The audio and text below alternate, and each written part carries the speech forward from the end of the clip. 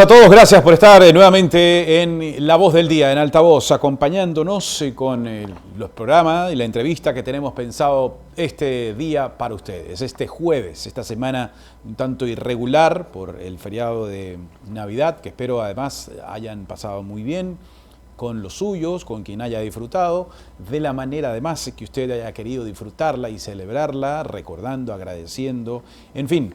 Esta corta semana ya se convierte en jueves y viernes para luego entrar a una larga semana de vacaciones después del 31 de enero y recibir así el 2025. Sobre ese tema vamos a hablar en instantes con un analista financiero para ver cómo mejor administrar esos recursos durante ese feriado y ojalá tenerlo como tendencia para el 2025. Una nueva o mayormente positiva cultura del dinero, del manejo del ahorro, de la inversión y de atender mejor el manejo de nuestras finanzas personales, familiares. Y más adelante también estará la asambleísta Natalie Morillo, asambleísta de ADN, con quien también daremos repaso a este año que concluye, ahora que están próximos a un proceso electoral, y también como un balance que deja la Asamblea, no solo su partido dentro de la Asamblea, sino la Asamblea en general, que aumenta en número para el próximo periodo. Pasarán de 137 asambleístas a 151 en la próxima elección. Así que atentos a lo que ella nos pueda relatar y también a lo que usted como votante deba conocer respecto al proceso electoral y a quién designar que vaya a cada uno de esos 151 curules que se aumentarán a partir del próximo periodo durante los próximos 4 años, de no pasar nada extraordinario como suele pasar sucesos extraordinarios en nuestro país. Bueno, y más adelante también estará Yanela con algunas notas y participando también en la entrevista, así que póngase cómoda, póngase cómodo, que aquí empieza La Voz del Día.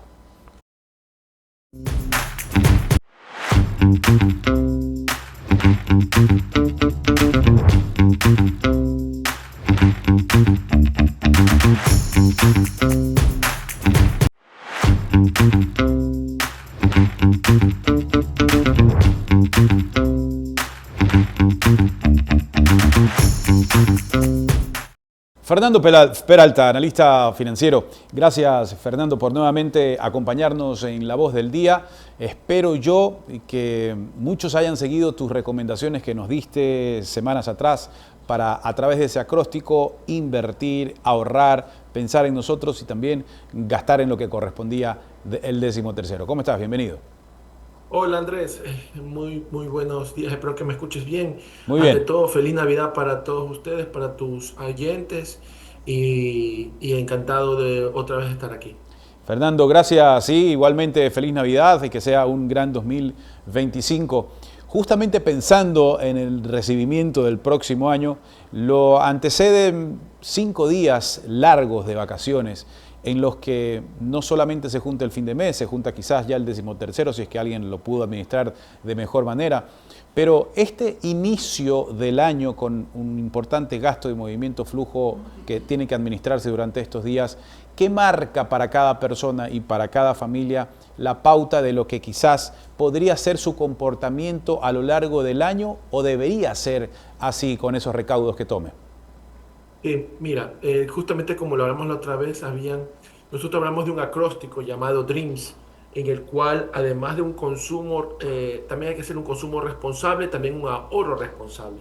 Yo creo que para el año 2025, más allá de las políticas macroeconómicas que escuchamos, que quizás hay un crecimiento de 1,5%, un rebote, o que escuchamos también de que ya se van a acabar los apagones, regresamos a la dinámica empresarial. Yo creo que también para el individuo es un momento muy importante, como siempre hacemos nosotros. Año nuevo, objetivos nuevos. Bueno, uno de esos objetivos también puede ser la parte presupuestaria, de nuestro presupuesto, nuestro consumo y nuestro ahorro personal. Sin lugar a dudas, eh, tener un ahorro debidamente registrado, programado. Inclusive hay sistemas en el sistema financiero, productos financieros que van enfocados en ese ahorro. Comenzar a tener ese tipo de política y principalmente educación financiera, estoy seguro que es un pensamiento para no el corto plazo, sino a largo plazo, no solo pensando por uno como individuo, sino para nuestra familia, en caso de aquellos que tienen casado o inclusive aquellos que tienen hijos. Es un momento muy importante para hacer la reflexión, no solamente de los otros aspectos emocionales, personales, familiares, también económicos, y comenzar a hacer expectativas, eh, quizás en el trabajo, comenzar a pensar, voy a crecer a nivel profesional y no solamente voy a esperar expectativas de una fuente de ingreso, comenzar a tener dos o tres fuentes de ingreso de aquellas personas que lastimosamente están trabajando, comenzar a tener otras expectativas respecto a un emprendimiento, un microemprendimiento, ahora que hay este tema de la ley de alivio financiero y está dando beneficios. Entonces, de alguna forma van a haber diferentes sectores, especialmente al individuo, que debemos enfocarlo para que este 2025 ya no sea solamente una carga que a mediados de año y peor al final del año 2025 veamos qué es lo que dejé de hacer, sino más bien que al final del año 2025 más bien sea un positivo, es decir, bueno, esto he logrado y aquí voy a seguir subsiguientemente con este plan. Este plan podría contemplar, Fernando, la posibilidad de los gastos permanentes, algunos que ocurren al final del año, por ejemplo, el pago de la matrícula del carro, el pago de una anualización de los consumos.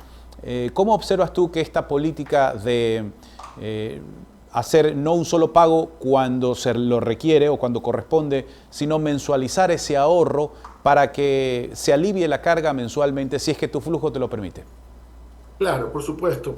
Es un buen punto lo que te señalas. A veces sucede que tenemos gastos anuales, como la matrícula del carro, aquellos que tenemos vehículos, o te toca pagar también los predios ahora, en enero, los predios de tu vivienda, Sí. e inclusive la matrícula de tus hijos y otros valores que son anuales, no son valores mensuales. Deberíamos tener en ese sentido una cultura de provisión mensual. Así como existe el decimotercer sueldo, que de alguna forma vamos ganándolo mensualmente, como vamos trabajando y la empresa es la que me lo ahorra, de alguna forma, y que en algunos casos, la gran mayoría lo hace vía ahorro, no lo pide que se lo mensualicen, que eso sería lo conveniente, que me lo ahorren. De la misma forma tenemos que nosotros comenzar a ajustar esos presupuestos, porque a veces, digamos, en el mes de enero va a tener el pago del predio, ¿sí? Pero en el mes de febrero ya no tengo ningún pago de predio, pero yo sé que la matrícula va a venir en el dígito de la matrícula y me va a Ajá. tocar eso pagar en marzo, en abril, en mayo. ¿Por qué no provisionar, dejar ahorrado, que gane intereses, para que cuando suceda el tema yo no tenga un impacto financiero sustancial que me haga bajar consumo en algo orbital, por ejemplo, familia, en la educación o algún tipo de alimentación que corresponda? Yo creo que eso es precaver, prever y tener una política de consumo y ahorro responsable, que es importante a la hora de la toma de decisiones a nivel personal, de las finanzas personales.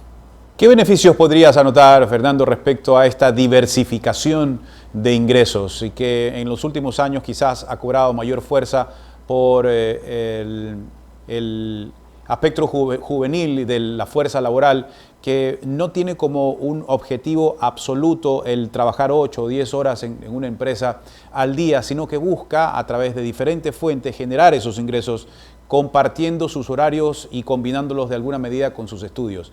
Es una tendencia a la que debemos mirar con mayor atención o para también salir de nuestra zona de confort, obviamente, y mejorar nuestros ingresos, pero es una orientación económica hacia donde deberíamos caminar, o más bien debemos ser más cautos y conservar y no apostarle a ese espacio como arriesgando lo que ya tenemos? Mira que la economía de hace, te voy a decir, la economía de nuestros padres, bueno, yo tengo actualmente 44 años, pero podríamos hablar de la economía de nuestros padres, sí, inclusive de nuestros abuelos, ha cambiado sustancialmente la economía con la situación actual. La economía de inclusive de nuestros abuelos a veces sin profesión, con un sueldo del padre de familia era suficiente. Luego nuestros padres son profesionales, quizás sueldo y medio fue necesario. Ahora la economía es un poco más competitiva, de forma tal de que quizás a veces ni el sueldo es suficiente para las necesidades que quizás requeramos. Por eso es que es muy importante lo que tú dices, Andrés, estos famosos freelancers o estos trabajos freelance o como en el argot común, entre comillas, disculpa la expresión que voy a señalar, los cachuelos, Sí. sí, se vuelven una situación muy importante a la hora del ingreso familiar. Quizás representarán un 20, inclusive 30, 35% total de ingreso. Yo creo que hay un axioma general que se habla en las finanzas, que es no ponemos no ponemos todos los huevos en la misma canasta, diversificamos. Y de alguna forma la diversificación de ingresos, diferentes fuentes de ingresos que tenga, va a permitir que en el caso de una situación particular, digamos que pierdo el trabajo, mi ingreso no cae sustancialmente porque tengo otros ingresos que me permiten sostener mi economía familiar. Yo creo que es el momento de aprovechar esas oportunidades, especialmente para aquellos que ya tienen experiencias en un campo de acción, que esa experiencia ya no solo se quede bajo relación de dependencia, sino que lo suban, lo aterricen a otro nivel. Ejemplos, consultorías, que existen consultorías de negocios, consultorías contables, consultorías de comunicación, consultorías financieras, consultorías operativas de diferente índole. Llevar a esa situación de forma tal que tú permita obtener otros ingresos adicionales a los que comúnmente tenemos.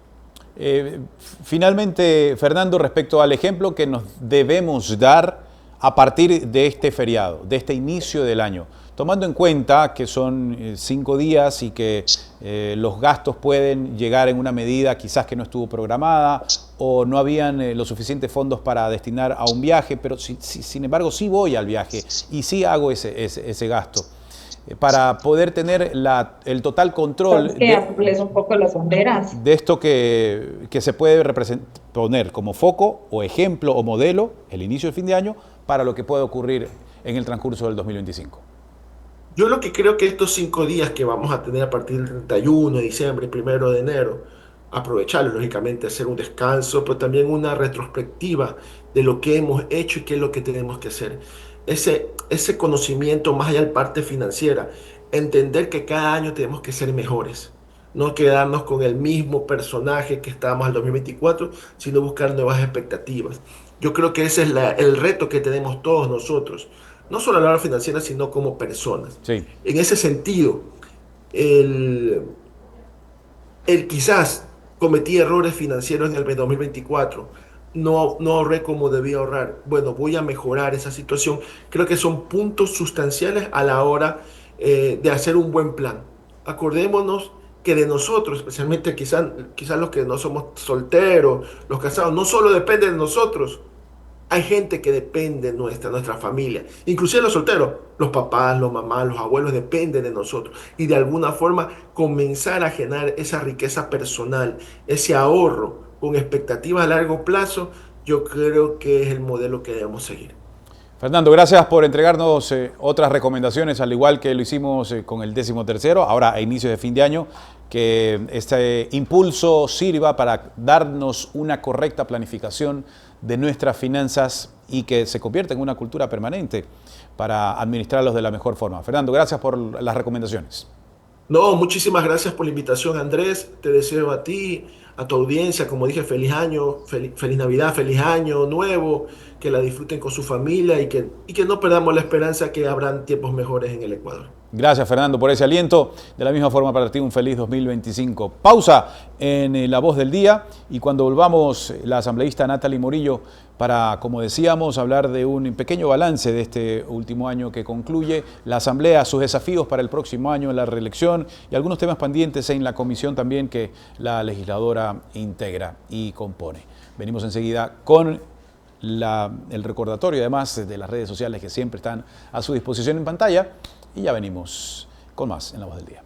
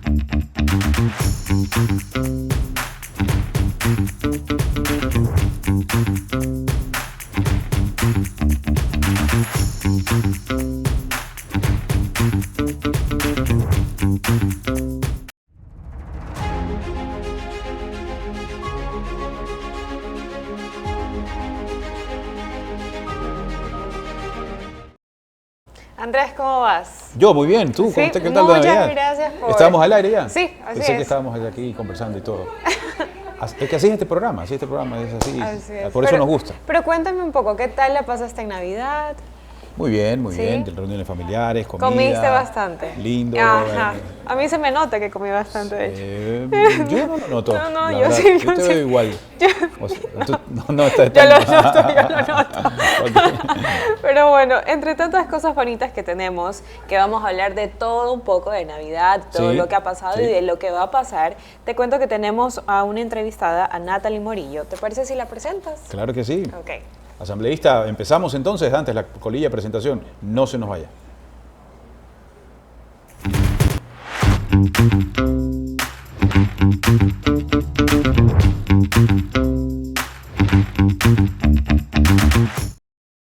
Una buena tarde para usted. ¿Cómo le va?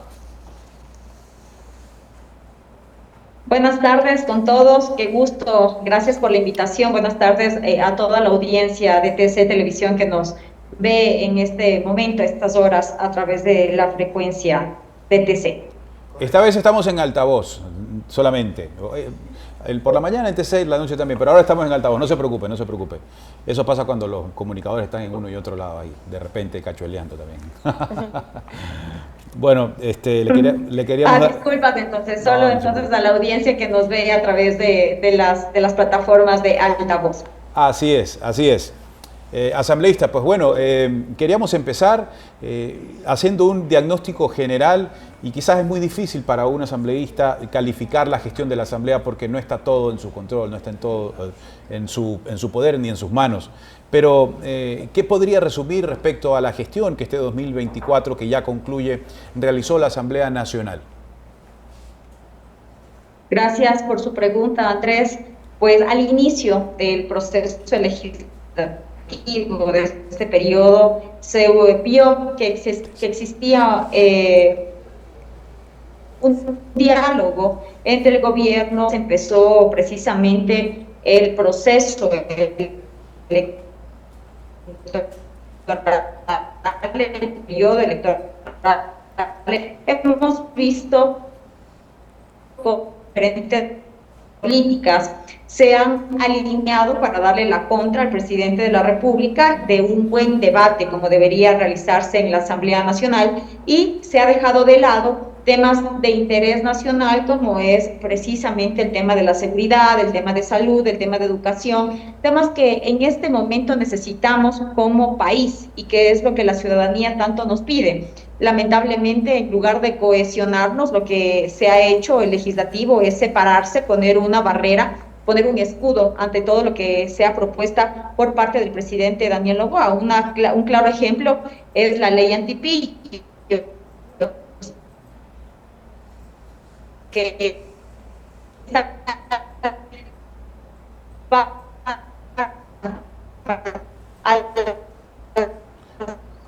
Asambleísta, tenemos... contra el lavado de activos.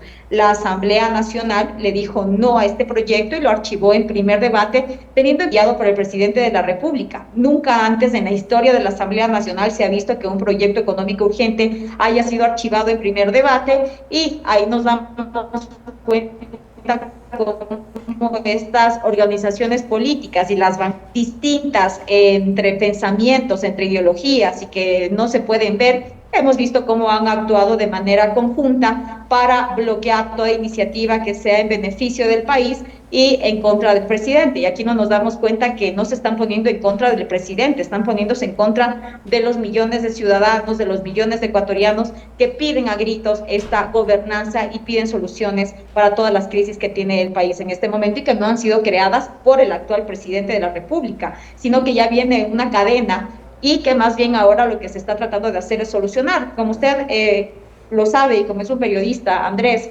de investigación, ahora este gobierno ha pagado las deudas que existían del pasado, incluso a los comunicadores, docentes, a los docentes comunitarios se les pagó una deuda que existía desde hace más de 20 años. Además, también se han pagado deudas a Solca, que existían también, que estaban ya de gobiernos anteriores, y así muchos otros temas que se les ha dado viabilidad, soporte, y es el presidente de la República quien ha decidido poder pagarles a todas estas personas que por años suplicaban a gritos estos pagos. Asambleísta, ¿dónde está ese momento de quiebre que se produce, el resquebrajamiento, Asamblea Ejecutivo?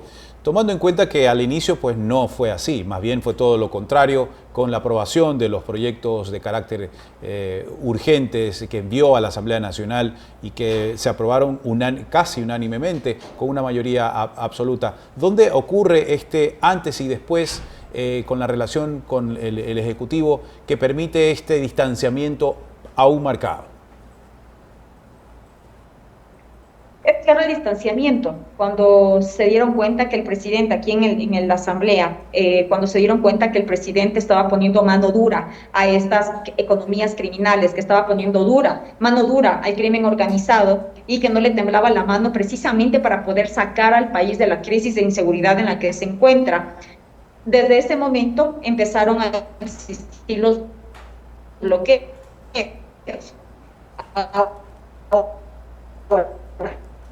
Después empezó y toda la temporada, con lo que no dejó el presidente y su gobierno que se fugue una persona sentenciada como es Jorge Glass, pues ahí ya se declararon enemigos y se declararon opositores a muerte. Incluso en declaraciones hay legisladores que lo dijeron: ahora sí nosotros somos de una oposición y no vamos a permitir que nada del Ejecutivo pase por la Asamblea Nacional.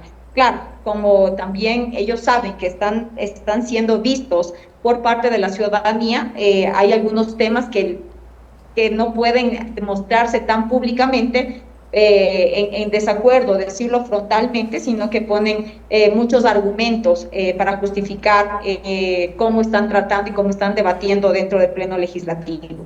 Pero el total quiebre fue precisamente cuando el presidente de la República le dijo no a la impunidad, y que lo ha sostenido. Recordemos lo que pasó en el gobierno anterior, Andrés, cuando una ex ministra, que era la ministra María de los Ángeles Duarte, se fugó de una embajada en la que estaba, que era la embajada de Argentina, y luego apareció en Venezuela.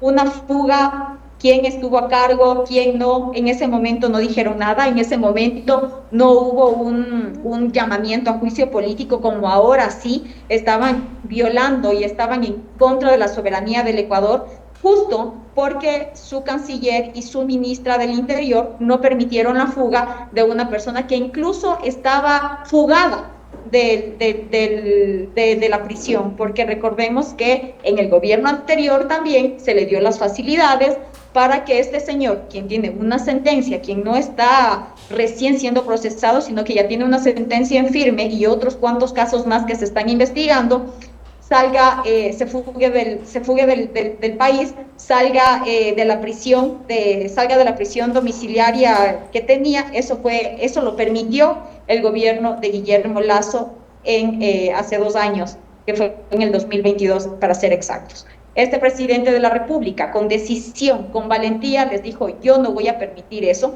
Existían las alertas que se iba a fugar, y pues por eso se decidió ingresar a la embajada mexicana para regresarlo al centro de privación de libertad, que es en Guayaquil, donde continúa por el momento pagando una sentencia, ya que el pago económico todavía no lo ha hecho. Ok, asambleísta, ¿cómo usted puede calificar las acciones de los últimos días de la vicepresidenta Verónica Abad? Pues terrible. Lamentablemente esto no le hace bien al país. El país necesita que sus gobernantes, a quienes les eligió, trabajen para darles certezas, para darles empleo, para dar seguridad, para darles salud, para darles educación. Todo lo que está haciendo el presidente de la República. No se necesita una vicepresidenta que en el exterior vaya y hable mal en contra de su presidente con el que llegó, que hable mal en contra de su país, que incluso en entrevistas nacionales, en medios nacionales, haya dicho que está pensando en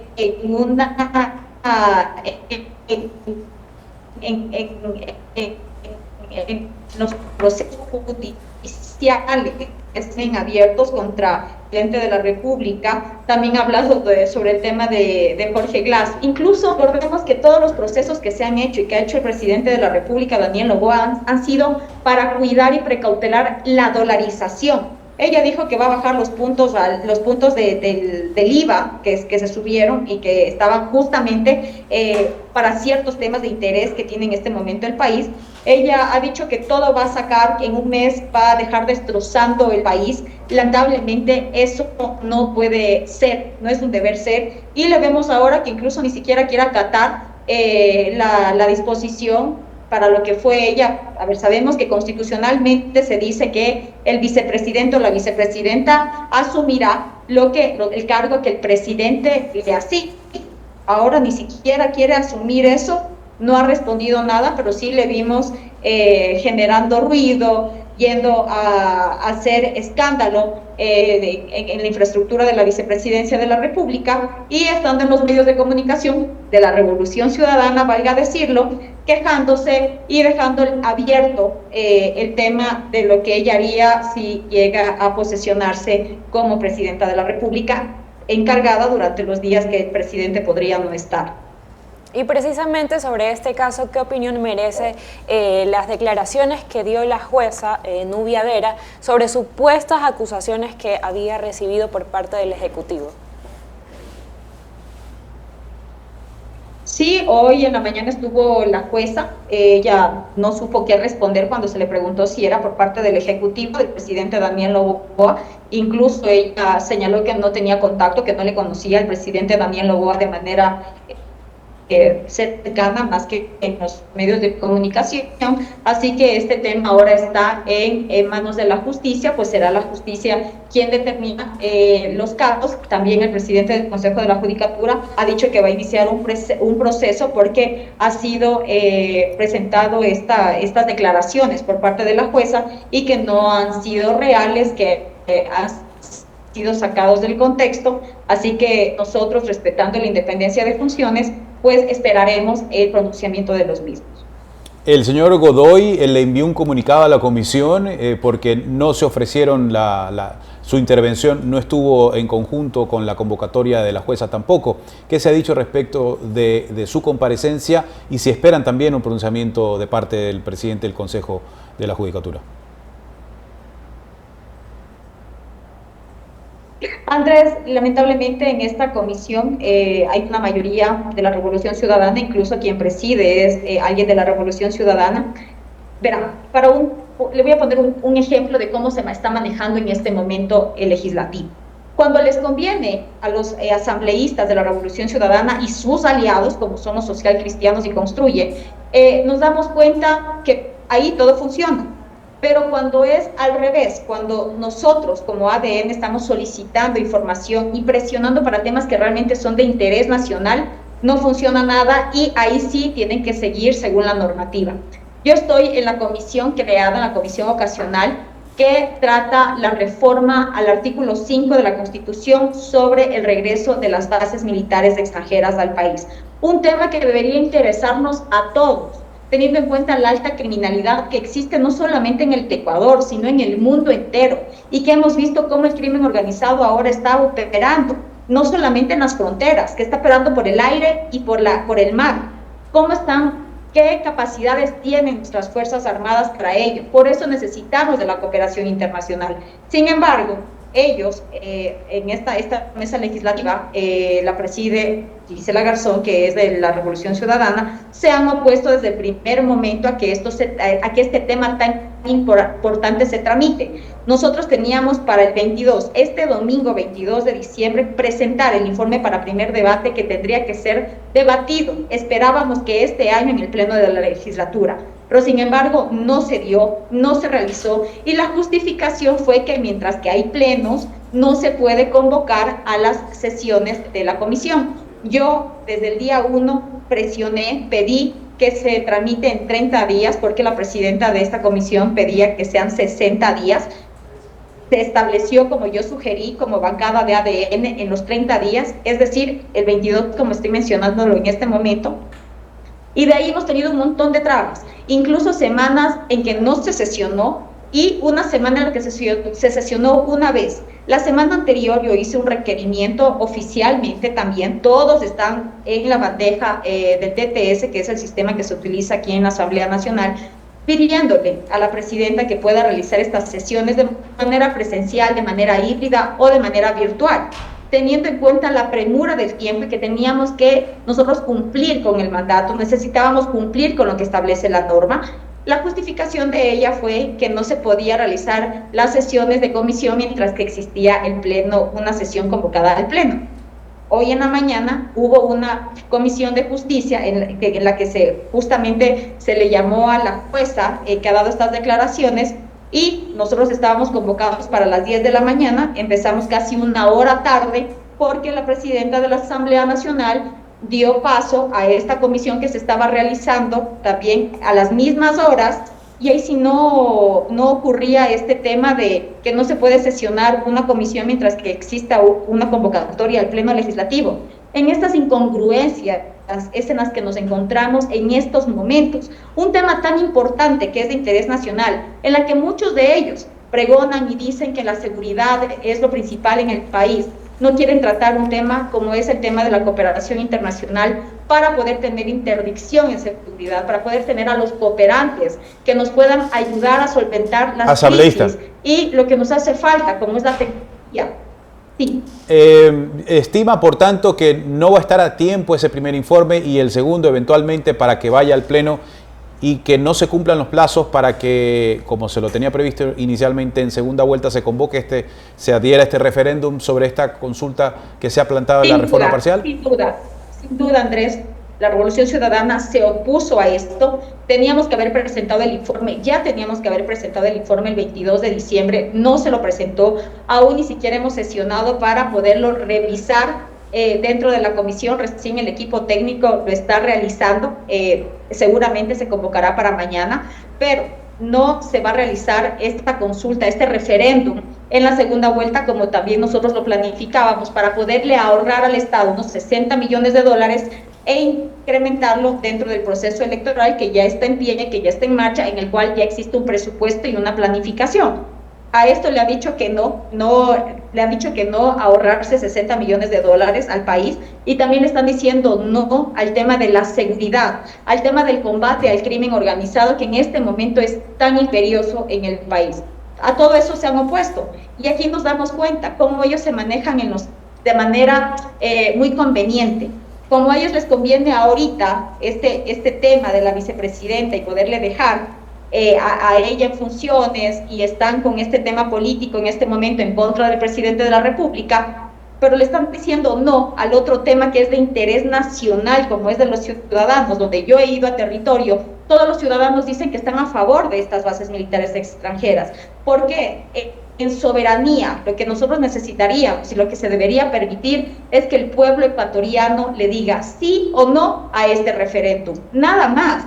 Porque nosotros como políticos lo que necesitamos aquí es revisar las observaciones que han dado los constitucionalistas, los expertos en seguridad, en defensa, en inteligencia, y de ahí decirle al pueblo ecuatoriano, quien sea el que decida si está o no está de acuerdo con la cooperación internacional y que se reforme este artículo. ¿Esta cooperación está absolutamente cerrada a la presencia de las fuerzas militares de Estados Unidos o está abierta a que cualquier fuerza militar eventualmente pueda tener su participación, asesoría, intercambio, inversión y presencia en bases en el territorio ecuatoriano?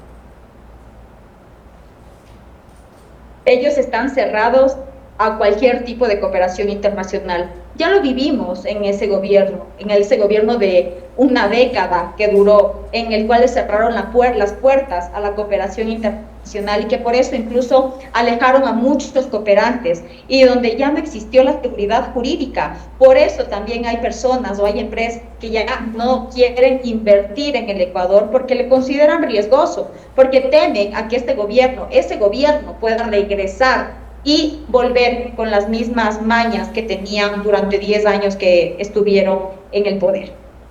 Ok, asambleísta, a propósito del caso de los 4 niños, ¿cuáles serán otras medidas que tomará la Asamblea al respecto?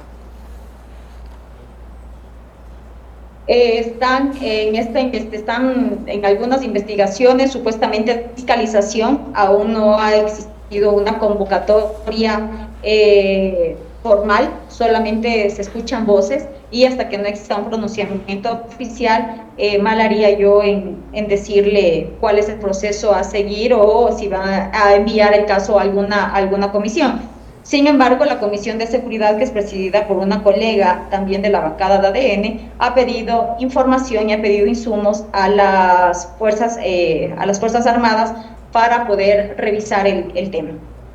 Perfecto. Respecto a las políticas de seguridad quizás que se están tomando en los recintos carcelarios actualmente y en los que están en construcción, se pedirá informes relacionados también al Ministerio de Defensa, Fuerzas Armadas, Ministerio de Gobierno, Policía.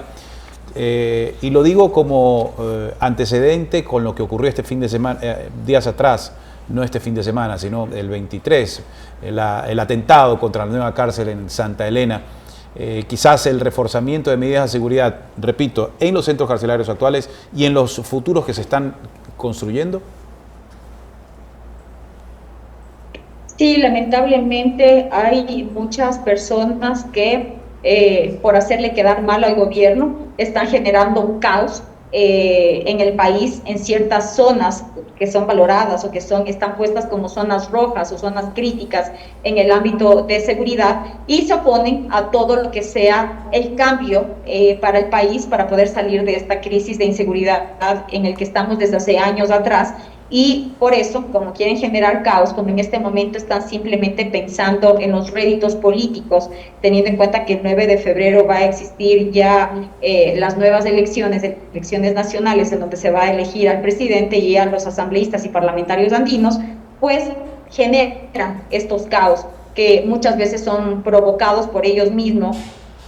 Andrés, si existe un hacinamiento carcelario en el país, lo mejor, si no le dejan al presidente de la República gobernar y generar estas políticas públicas, porque ahora acá se oponen a todo lo que venga por parte del Ejecutivo, ¿cómo se va a poder salir adelante y cómo se va a poder precautelar que en las cárceles no existan estas masacres que existían y que no hemos visto en este gobierno, que existían, recordemos, hasta el año pasado, antes de noviembre, que el presidente se posesionó como primer mandatario del país?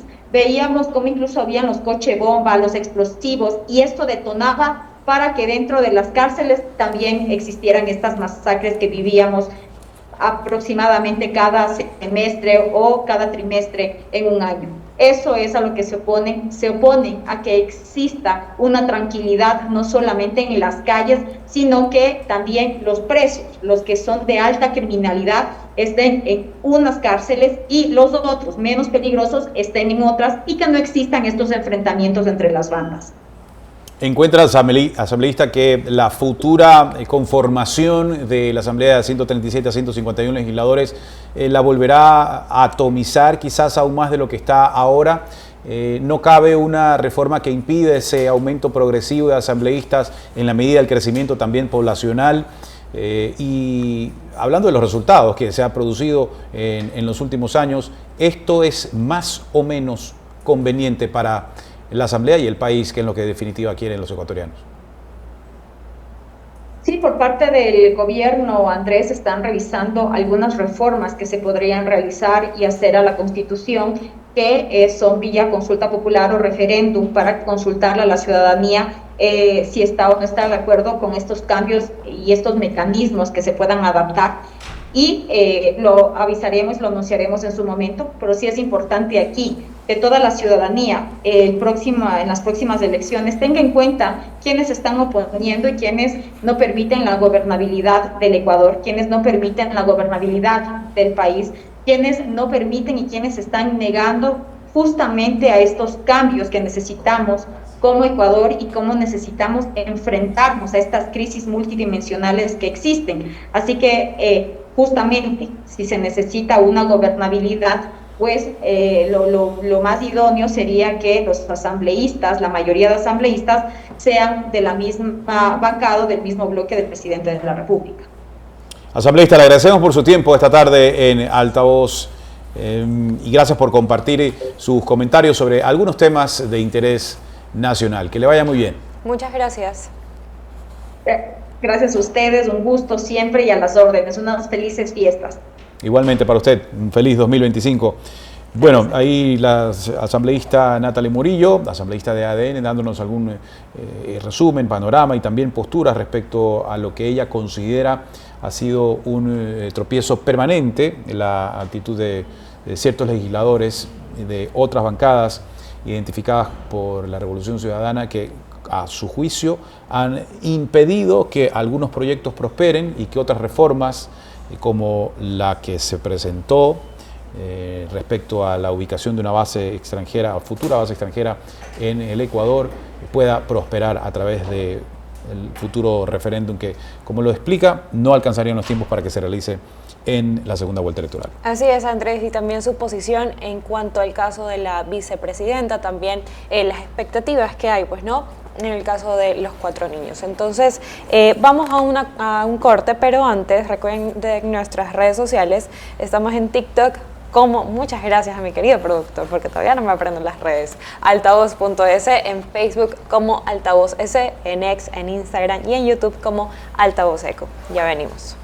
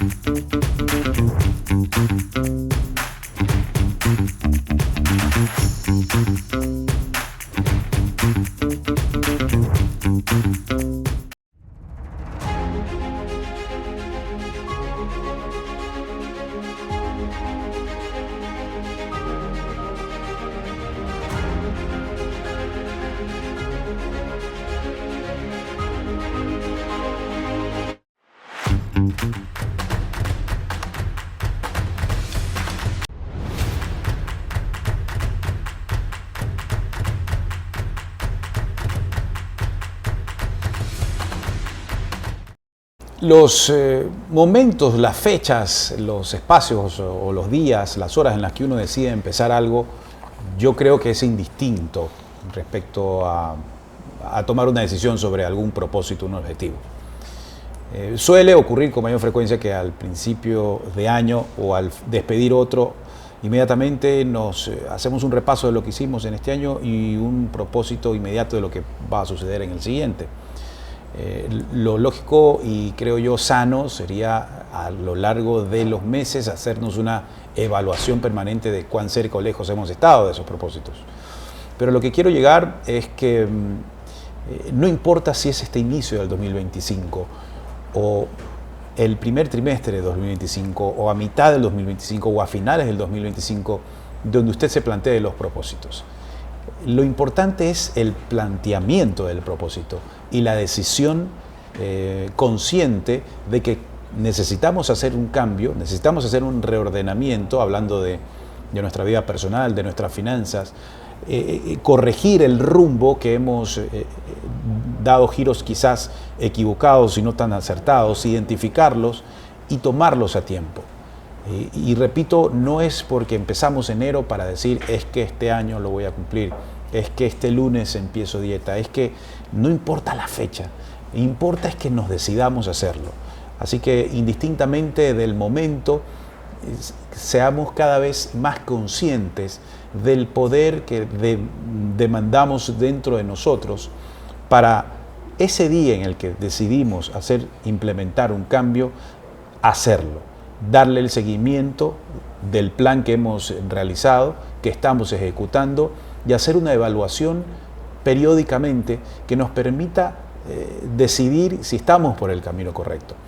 Pero no le pongamos una fecha de inicio al 1 de enero, que podría ser, que bien podría ser el 1 de enero, claro que sí, pero que no solamente ocurra eso a inicios de año, sino siempre nos estemos preguntando si estamos haciendo las cosas bien o mal, si estamos en el camino correcto o en el equivocado. No esperemos a fin de año para hacer una evaluación y de ahí hacer un principio de año y ver cómo nos fue en el año, sino todos los días hacer esa evaluación.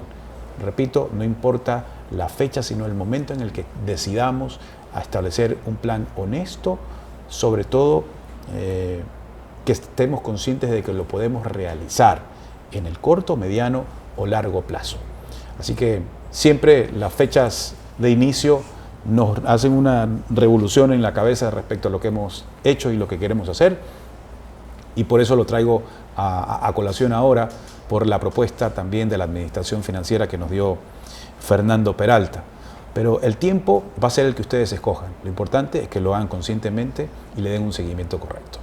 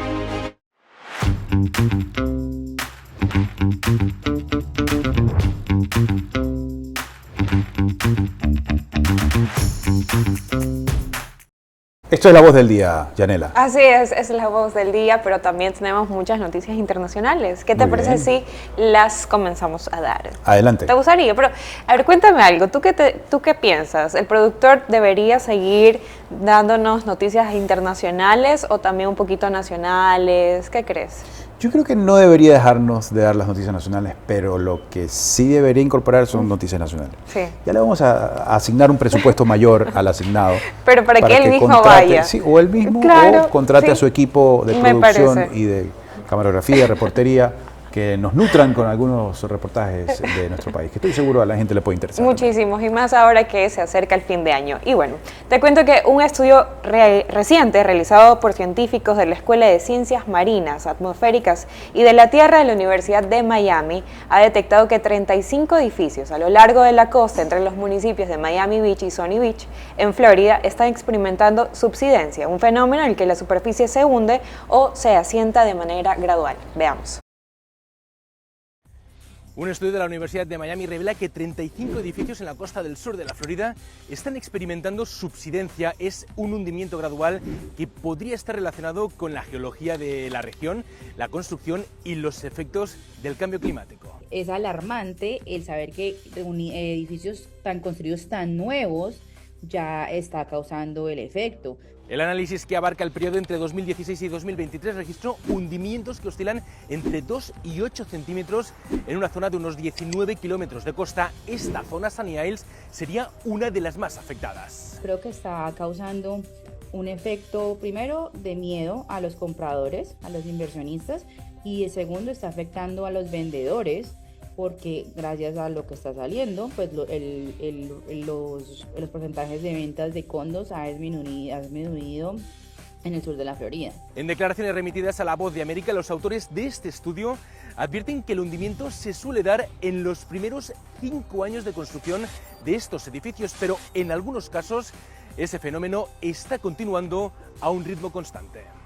Esto sugiere que la subsidencia podría persistir durante un periodo prolongado. Es necesario un monitoreo continuo y una comprensión más profunda de las implicaciones a largo plazo para estas estructuras.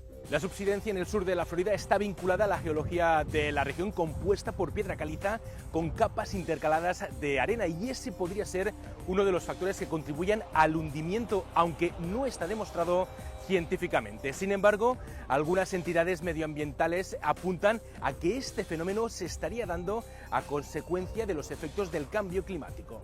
Lo que sospechábamos se está confirmando realidad, que es que el alza del nivel del mar, debido a la formación rocosa de nuestros subsuelos, nuestros suelos, está erosionando las fundaciones de donde están muchas de estas propiedades y de estos edificios que fueron identificados por este estudio. Varios estudios realizados sobre el terreno desvelan que desde 1950 el nivel del mar ha aumentado más de 20 centímetros en Florida, un fenómeno que, según los científicos, sigue al alza. Está aumentando y está costando miles de millones de dólares a la Florida. Hay no solamente estas propiedades que fueron identificadas por este estudio que se están hundiendo, sino que hay cientos de miles de propiedades en la Florida que están perdiendo su valor debido a las inundaciones crónicas causadas por las mareas en la Florida. Esto ocurre en un momento en el que el gobierno de Florida ha intensificado las políticas para garantizar el correcto mantenimiento de los edificios.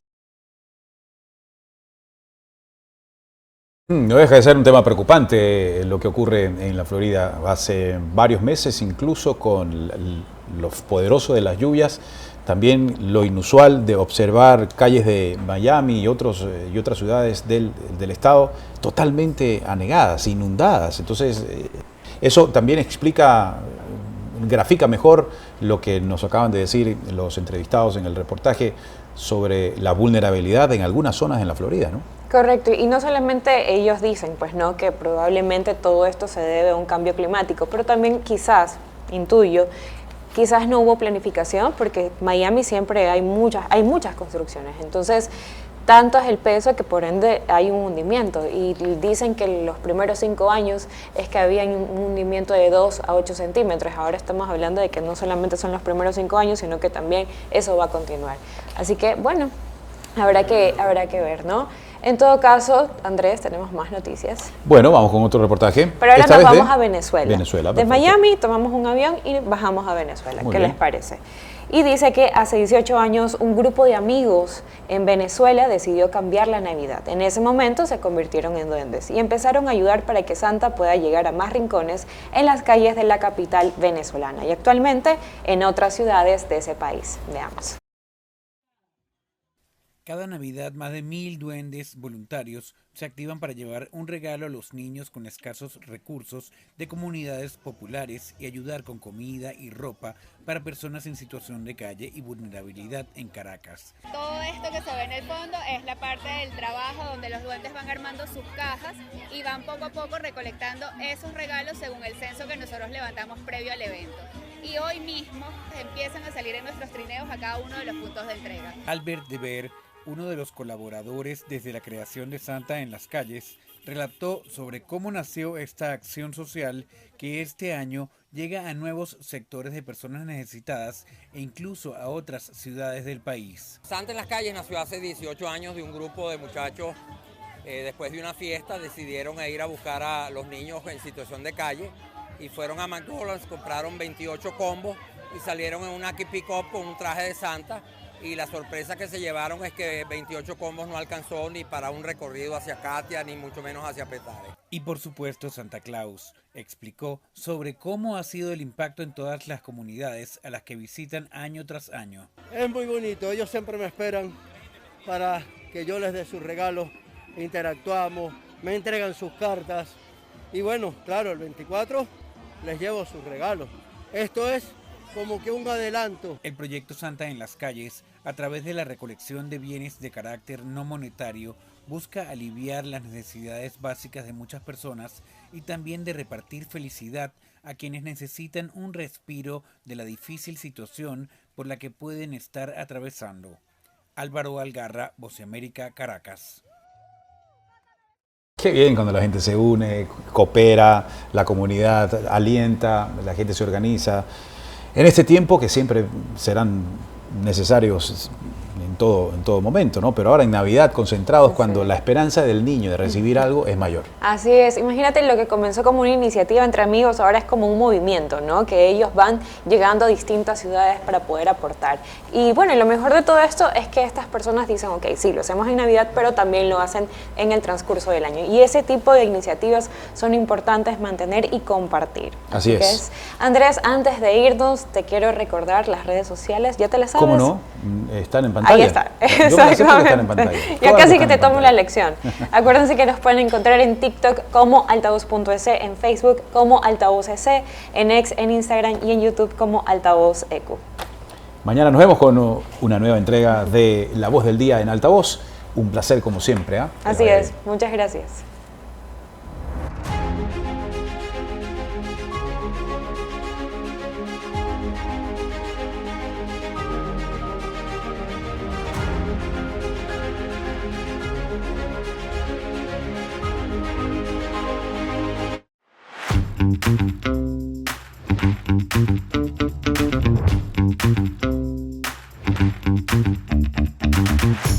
Thank you.